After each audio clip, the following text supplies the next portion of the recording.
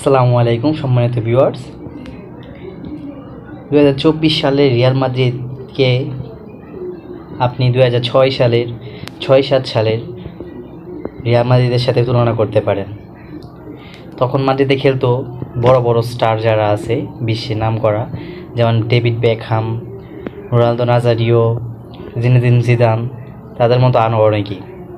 এখন আসে 2024 সালের রিয়াল মাদ্রিদে বর্তমান সময়ের স্টার যাকে বলা হয়, কিলিয়ান এমবাপ্পে নতুন জয়েন করছে এইবার। সাথে আছে তরুণ সেন্সেশন ভিনিসিয়াস জুনিয়র, রদ্রিগো, এনরিকের মতো তরুণরা, এবং সাথে আছে আরও জুড বেলিংহাম। তো এই মাদ্রিদ কি আসলেই কি গ্যালাক্টিকো মাদ্রিদ বলা যায়? এটা আপনারাই ডিসাইড করেন। আর এই মাদ্রিদের সাথে টক্কর দেওয়ার মতো